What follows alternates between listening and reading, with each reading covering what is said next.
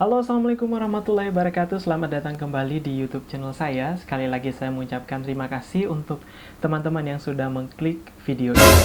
Baik, pada kesempatan kali ini berhubung banyak sekali teman-teman yang sudah bertanya terkait dengan seleksi untuk P3K di tahun 2022, maka kali ini kita akan fokus pada pembahasan soal dan juga pembahasan terkait substansi seleksi tahun 2022 untuk P3K. Baik, sebelum kita mulai, saya ingin mendefinisikan dan membagi perbedaan dari seleksi dan juga soal khususnya untuk P3K dan juga CPNS.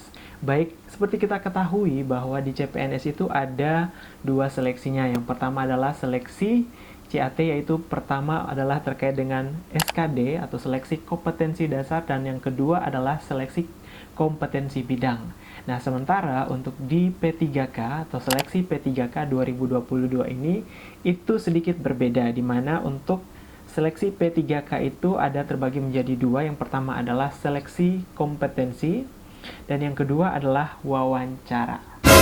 Nah, untuk seleksi kompetensi adalah seleksi yang pertama dilakukan, dan itu sistemnya adalah sistem CAT atau menggunakan komputer dengan pilihan ganda. Untuk seleksi CAT untuk kompetensi itu terbagi menjadi tiga. Yang pertama adalah kompetensi teknis, kemudian yang kedua adalah manajerial, dan yang ketiga adalah sosial kultural. Nah, setelah teman-teman yang mengikuti seleksi P3K melewati tahapan pertama, dan yang kedua adalah tahapan yang selanjutnya harus dilewati, yaitu seleksi wawancara. Nah, untuk seleksi wawancara sendiri ada dua hal yang menjadi pokok yang akan dinilai di sini adalah moralitas, dan yang kedua adalah integritas dari peserta yang mengikuti seleksi P3K. Oke, baik, kita akan bahas satu-satu. Yang pertama adalah seleksi kompetensi teknis. Nah, untuk seleksi kompetensi teknis itu tiap instansi akan berbeda, di mana masing-masing instansi akan membuat soal sesuai dengan pengampu jabatan masing-masing.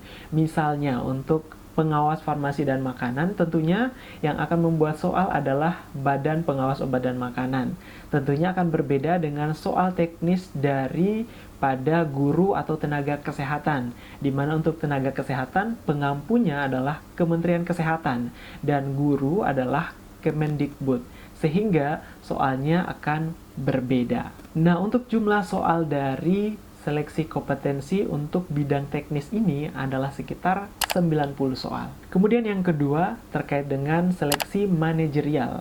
Manajerial juga sistemnya CAT, di mana ada beberapa aspek yang dinilai. Yang pertama yang akan dinilai adalah terkait dengan integritas. Kemudian yang kedua adalah kerjasama. Yang ketiga adalah komunikasi. Kemudian yang selanjutnya adalah orientasi pada hasil. Selanjutnya adalah pelayanan publik.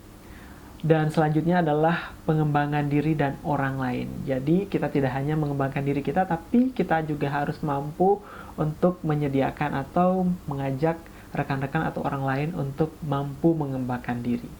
Dan selanjutnya ada dua poin terakhir adalah pengambilan keputusan dan juga pengelolaan perubahan. Karena aspek-aspek ini merupakan aspek yang sangat penting di instansi pemerintah atau government. Oleh karena itu, kurang lebih kalau diintegrasikan ke seleksi CPNS untuk manajerial ini berkaitan ataupun mungkin kurang lebih sama dengan seleksi CAT yang berkaitan dengan TKP atau karakteristik pribadi.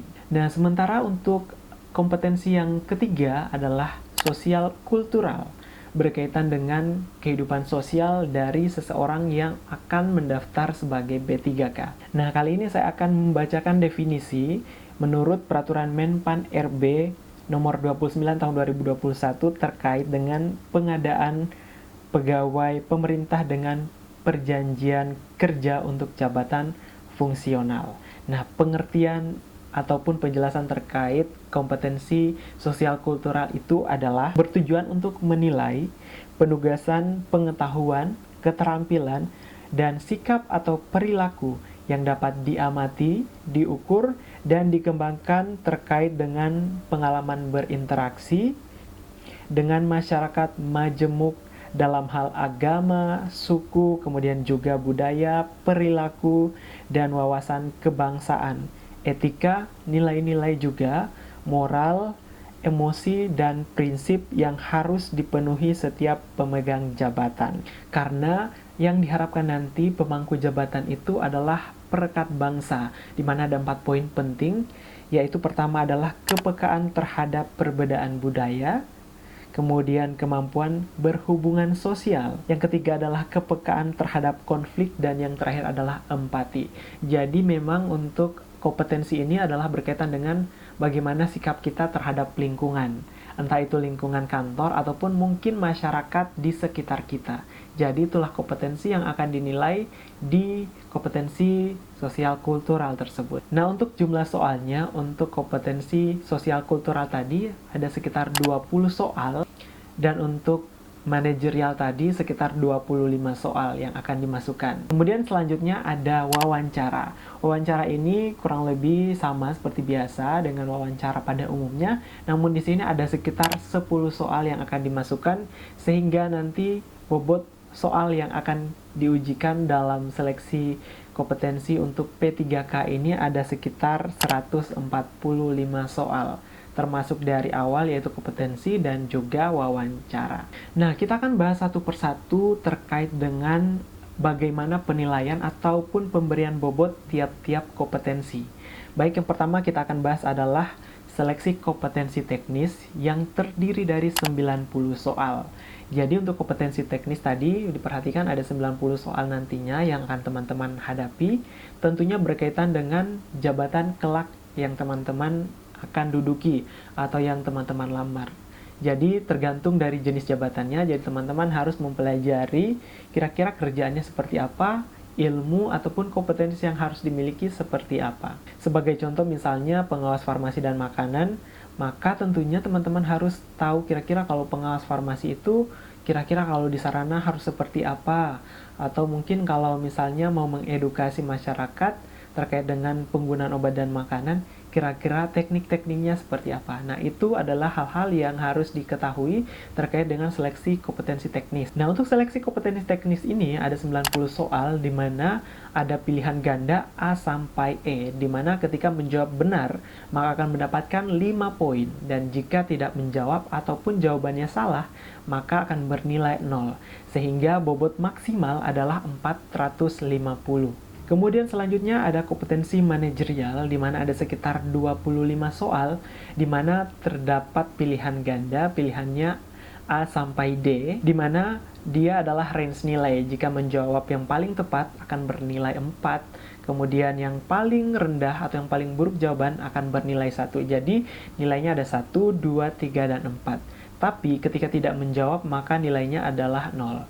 Jadi untuk di sini sebaiknya tetap menjawab walaupun masih ragu. Kemudian ada sosial kultural.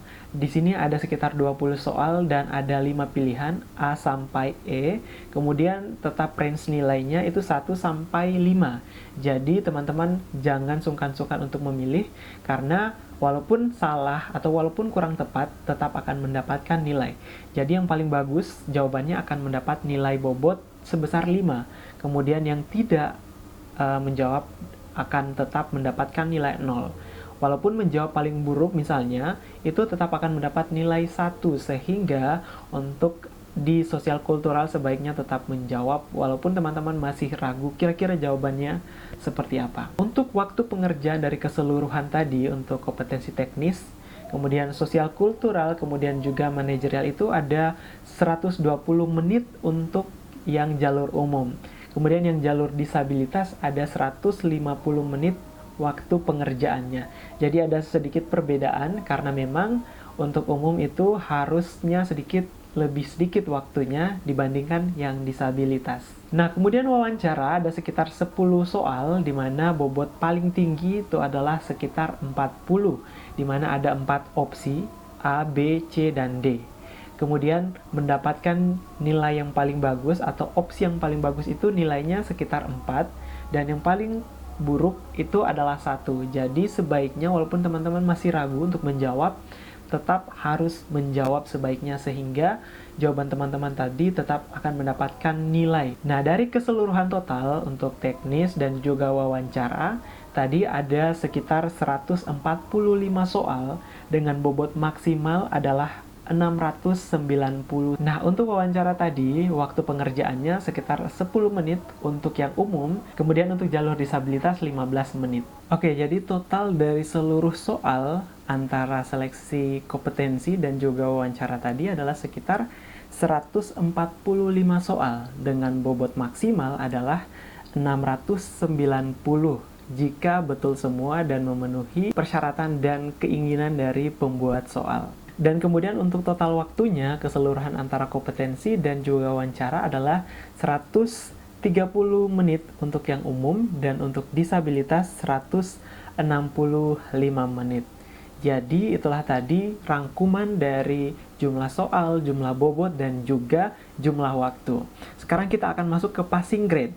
Nah, untuk passing grade ataupun ambang batas minimal yang perlu diraih oleh calon P3K agar dapat lolos ke tahap selanjutnya adalah untuk kompetensi sosial kultural dan juga manajerial itu digabung, di mana totalnya adalah 200 tadi jika benar semua, dan untuk ambang batas minimal agar bisa lolos adalah 130.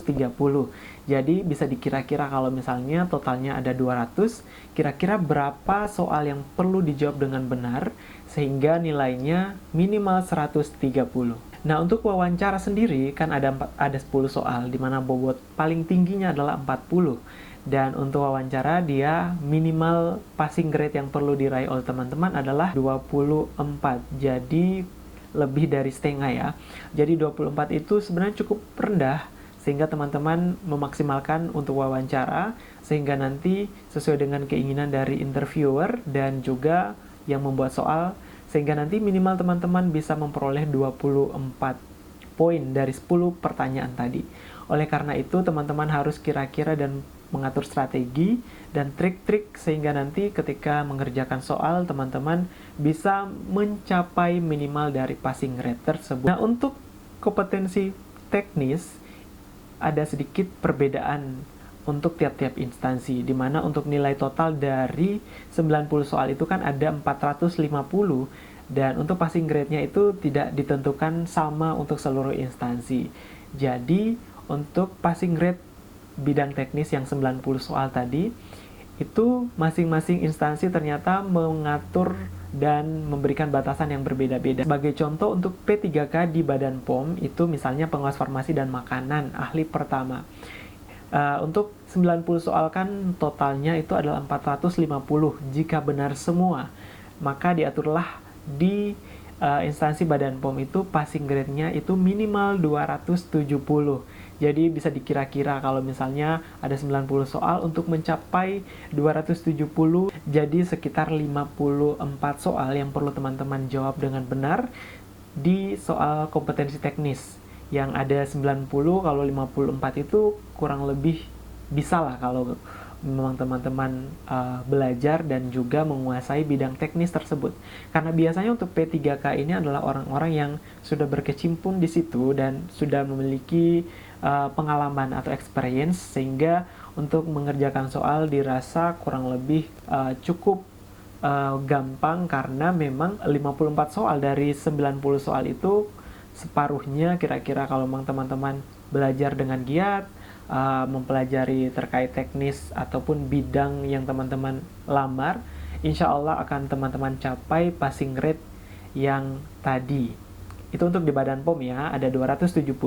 Nah, instansi lain juga tentunya beda-beda. Nah, untuk teman-teman yang ingin mencari tahu passing grade tiap instansi, misalnya teman-teman mendaftar sebagai tenaga kesehatan, teman-teman mendaftar sebagai penyuluh pertanian, ataupun sebagai guru, itu masing-masing passing grade-nya diatur di Peraturan Menteri Pendayagunaan Aparatur Negara atau Menpan RB Republik Indonesia nomornya 971 tahun 2022 tentang nilai ambang batas seleksi kompetensi pengadaan pegawai pemerintah dengan perjanjian kerja untuk jabatan fungsional tahun anggaran 2022.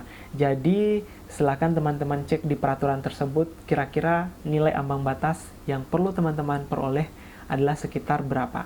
Nah, tadi sekitar saya baca-baca, kurang lebih yang paling tinggi itu adalah 320-an atau 330-an kayaknya. Itu yang paling tinggi dan untuk yang paling rendah ada yang 200-an. Pokoknya beragam, tergantung dari instansi dan tergantung dari jabatan yang teman-teman lamar. Baik, itulah tadi penjelasan terkait dengan soal, kemudian pembobotan nilai dan ambang batas atau passing grade yang perlu teman-teman peroleh untuk lolos di seleksi P3K tahun 2022. Baik, itulah tadi informasi yang semoga bermanfaat untuk teman-teman yang akan melaksanakan atau mengikuti seleksi P3K tahun anggaran 2022 yang dilaksanakan di 2023 ini. Semoga kerja keras teman-teman, waktu yang dihabiskan untuk belajar dan mencari informasi semoga bermanfaat, dan sampai jumpa di pembahasan berikutnya. Billahi taufik wal hidayah. Wassalamualaikum warahmatullahi wabarakatuh. Sampai jumpa.